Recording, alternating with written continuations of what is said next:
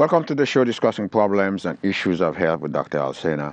For this segment of this show, I'm going to continue to speak about cirrhosis of the liver. Cirrhosis of the liver is a very, very common and serious medical problem. Worldwide, there are 500 million people who suffer from cirrhosis of the liver. In this country, 5.5 million folks suffer from cirrhosis of the liver. And every year, about 25 million people die in this country because of cirrhosis of the liver. What is cirrhosis of the liver? Well, the liver becomes cirrhotic. This is the human liver right here. It becomes cirrhotic when it is damaged by a toxic agent or an inflammatory process. And the number one cause of cirrhosis of the liver, of course, is alcoholism, alcohol abuse.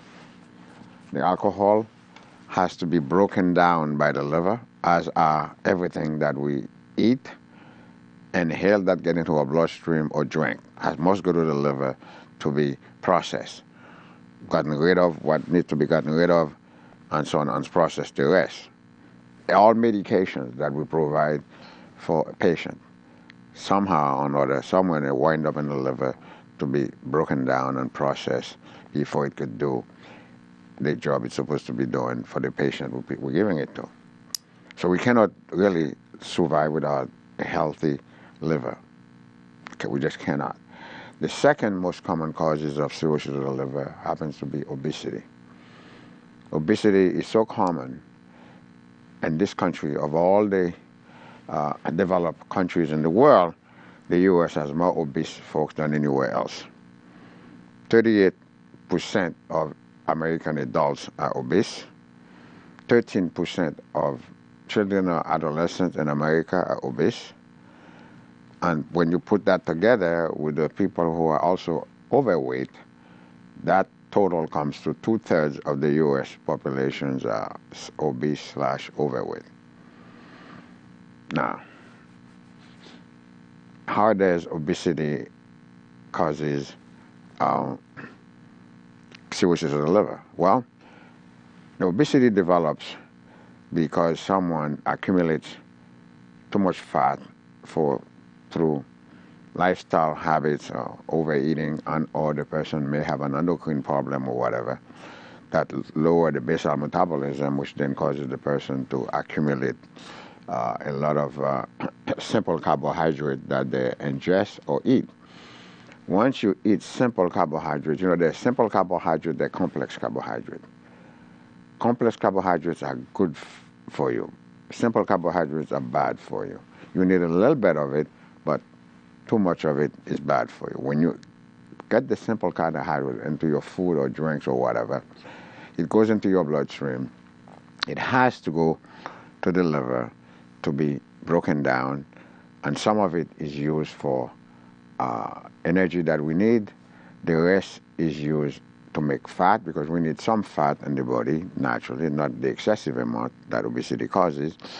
Then the rest get distributed through the soft tissue throughout the body, and that's how the deposition of fat leads to obesity. However, when the quantity of fat is so excessive, the liver cannot handle all of it. The rest of it just get infiltrated into the substance of the liver and subsequently causing damage. You have to understand something. No matter the organ, whatever foreign substance that get into it, that sits there, then automatically it has to be degenerated. As it degrades, it releases free radicals. Free radicals is toxic to the tissue. It's going to damage the tissue. Okay? And that is why obesity is number 2 on the list. The third on the list, of course, will be hepatitis.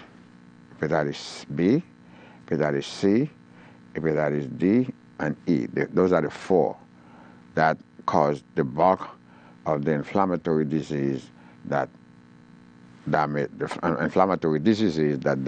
the liver. And of course, needless to say, how common the hepatitis are, and they are very common worldwide and as well as in this country. And this book that I wrote that came out a few months ago, big book, The Best of Clinical Medicine for the 21st Century. Chapter 59 in this book is on cirrhosis of the liver. And you can look at it if you wish. There's a lot. There's 110 chapters, 815 pages. If it has to do with clinical medicine that is of any significance, you're likely to find it in this book in great details. Okay? Now, the other thing that can cause that, of course, I mentioned fatty liver, which is come from obesity. You have a series of other diseases. I'll list them for you. Some of them I'm not going to detail. Primary biliary cirrhosis, hemochromatosis. Now, hemochromatosis, I will take a little bit of time to explain why. First of all, what is hemochromatosis? Hemochromatosis is when you have too much iron in the body, okay? Now, I want you to imagine how bad that is. Across the world, there are hundreds of millions of people who suffer from a variety of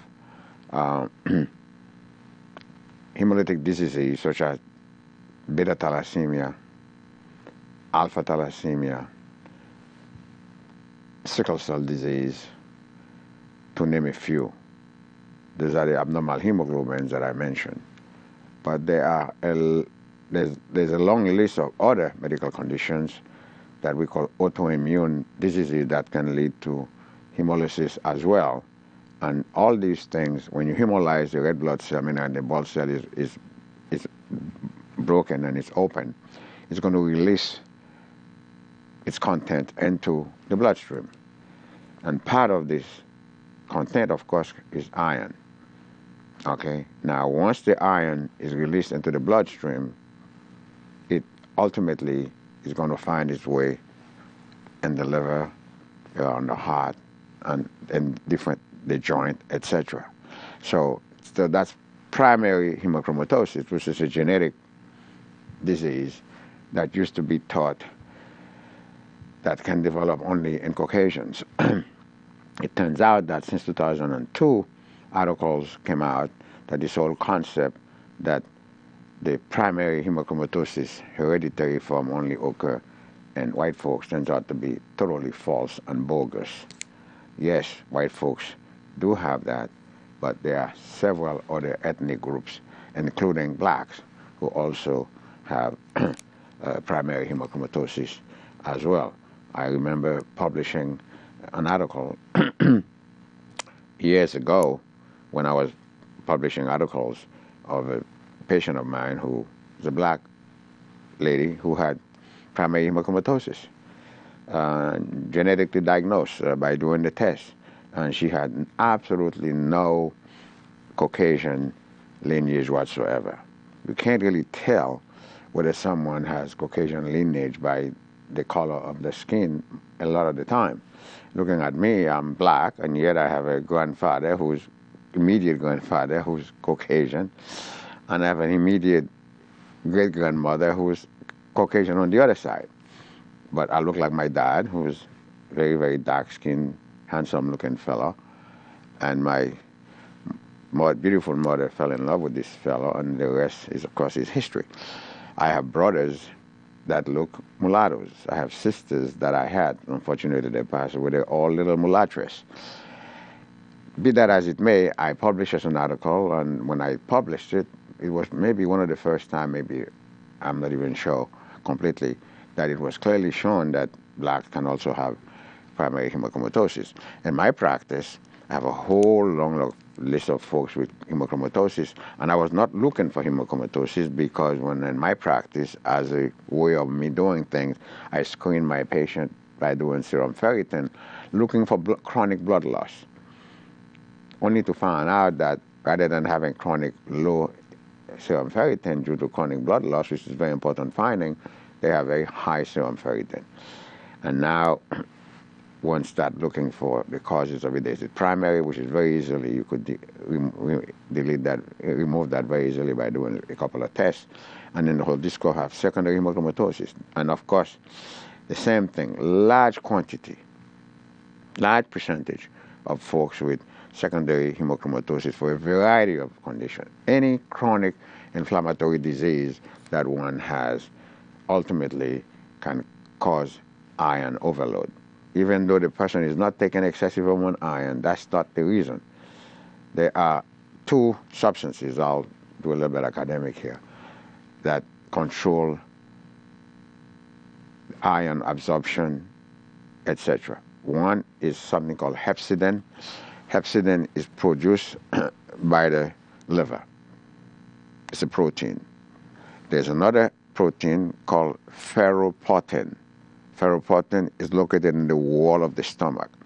That's the fellow that's in charge of whether one absorbs or doesn't absorb iron. However, this fellow here, hepcidin, controls the action of the ferroportin.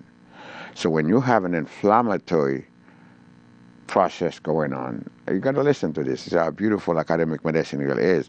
When you have a chronic inflammatory thing going on, that inflammation blunts the ability of the hepcidin to control the ferroportin. You understand that? So therefore, ferroportin is now free to overabsorb iron as much as it wants because there's nothing to control it. Because this fellow is being blunt because of the action of the inflammation that's in the body. You understand that? So that's one way. That's one way. So you are over-absorbing iron, not because you have primary hemochromatosis, but because your hepcidin is no longer working on your behalf to control the ferroportin. Now, the next mechanism is the fact that when you have an inflammation or a chronic infection of any type, be it bacterial, viral, or fungal, what's going to happen is that there's a protein called transferrin protein, transferrin.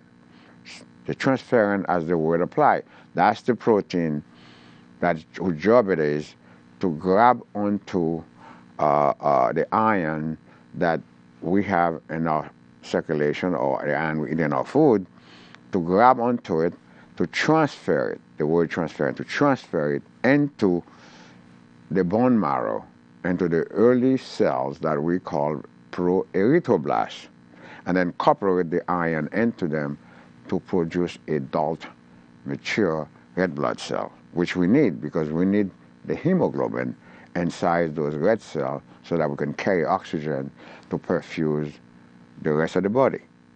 Now what happens is that the iron backs up because this transferrin protein is not able to carry the iron into the bone marrow.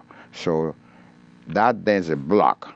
Okay, this is where the bone marrow, the blood is going, the transferrin is to go, and this is the inflammation, and there's a block right here. So all what's happening, the iron is backing up. It's backing up because of the inflammation. That there, the block is right there. So the transferrin protein is disabled at this point, can't help you.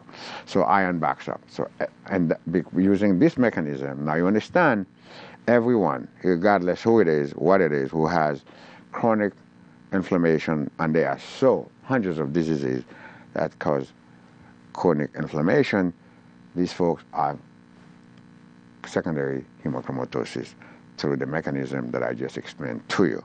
Once that happens, then the iron is sitting there, and one of the organs that get damaged the most by this iron, of course, is the liver. It infiltrates inside the liver, and it damages the liver. Both primary and secondary hemochromatosis damage the liver. Doesn't matter where the iron is coming from. If it's not being used, it's piled up in the circulation. It's going to find itself in different organs. One of the most common causes of osteoarthritis, shoulder, knee, back, whatever. People suffering from this thing. Sometimes it's genetic for different reasons. And when you check them out, you find out they have, of course, hemochromatosis, iron being deposited into the joint. Now it is your job to try to find what the problem is so that you can hopefully alleviate it by phlebotomizing these folk if you can, to remove the iron, or we use other technique, etc., to do that. So this is clinical academic medicine. So now you have an idea why hemochromatosis, and you understand the hundreds of millions of people across the world who have severe I forgot to mention hemoglobin C, which is another hemoglobin that is very common, in particular in Asia. Okay, I mean in Asia, that's the most common hemolytic disease throughout Asia. Happened to be hemoglobin C, by the way, which originated in West Africa. That is why people talk all this stuff from the top of their head. They're not reading, are not interested in reading. They're not doing research. They found out this hemoglobin C started out of West Africa. That's where it's originated. Okay, now, how does all these folk wind up with hemoglobin C if they have no connection to West Africa? Of course they do. We all do. Okay, but people don't want to talk about it because that's not what the present world wants to talk about. Everybody wants to run away from Africa, not realizing that this poor continent is responsible for us being here in the new world, and then all we do is just ignoring it and let it in misery, where you have hundreds of thousands, millions of kids dying of hunger every day and different diseases, etc. It's being devastated. This is our homeland. All of us came from there. Okay, like it or not, God had a reason why He started the world, the human being race in Africa. So why it is that we're turning our back against it, I have no idea. I don't have any control in politics or whatever. So there's another condition called cystic fibrosis that also can lead to cirrhosis of the liver, biliary atresia, a common disease called Wilson disease, lupus, which is an inflammatory disease, rheumatoid arthritis, because of the inflammation it causes, mixed connective tissue diseases, of which there are many, again, because of the inflammation, glycogen storage disease, and of course, parasitic infestation, which is, as you understand, parasites affect billions of people across the world, and of course they get into the bloodstream and they cause a lot of damage. Okay, so now let's talk a little bit about, first of all, I'm going to be here for a while, for a long time, talking about cirrhosis, because you can't rush this. It's such a common problem. You cannot rush it, okay? So now, one of the things that we want to do is basically talk about the signs and symptoms of cirrhosis. Well, let's get started on that. Fatigue, weight loss, poor appetite, easy bruising, nosebleed, okay? One can also have vomiting. As far as other issues are concerned, as is related to the blood, you're going to have low platelet count, high prothrombic time, high partial thromboprostin time, upper gastrointestinal bleeding, quite common, bleeding in the gum. I mentioned nausea already. The list is so long, I'm not going to go through all of it. Of course, abdominal pain, jaundice, a whole host of things that affect the skin. How does it affect the skin? How does it affect the kidney? Well, let me give you an idea. For instance, the skin becomes very shiny. When a man or woman have cirrhosis of the liver, the skin is almost baby-like, soft and shiny. Well, how does that happen? Well, that happens because in the case of the man, for instance, all men have a certain percentage of estrogen, that is why, which is a female hormone in their body. And as the liver gets sick, the liver is not capable of processing that little bit of estrogen that men carry, and the level rises in the blood, leading to shiny skin, large breasts, something we call gynecomastia, and so on and so forth, okay? They develop a spider like angiomata, we call it. Look like a spider, but it's because of the way they vein under the skin. We call them spider. And if the disease is really progressing, then you develop the jaundice. And then once you develop the jaundice and the liver cannot handle it, then you cause salt, and you have itching. because of the salt that's accumulating over the skin. So itching is a major problem. Okay. Now, in the female part of it, all female have certain level of male hormone in the bloodstream as well. That's the way God created the body. So once this, so the reverse happened in the female because there's excess testosterone hanging around because the liver cannot break it down. Now, bleeding, vaginal bleeding is very common in female who have cirrhosis. We say, well, how come? Well, the same thing. They have an excess estrogen on board because the liver is too sick to handle the hormones that control menstruation and vaginal bleeding. So they develop anemia and deficiency anemia reasonably frequently. It is not something, and then of course, painful nipple. Both men and women have pains in the nipple because of the excess hormones that are circulating in the blood, okay? So another part of it is the malnutrition part of it, which is really devastating. The liver is responsible to produce protein. We eat protein, but the liver also makes protein. You say, well, how come? Well, when we eat certain protein, first of all, it has to go. You can't just eat protein and it goes to the liver. It doesn't work like that. It has to go, believe it or not, the bowel is a large bowel is very important. It's not just there just to hold stool. There's a lot of stuff happening in the bowel. One of the most important parts of this bowel is, of course, the ammonia pathway. We can't produce protein or amino acid without the ammonia pathway. And where does it start? In the large bowel. That's exactly correct. That's where it starts, that's where it is, that's where it's located. So when we eat protein, we digest it, get broken down to some degree, and then it went into the bowel. When you get to the large bowel, before it turns into stool, the ammonia pathway is there.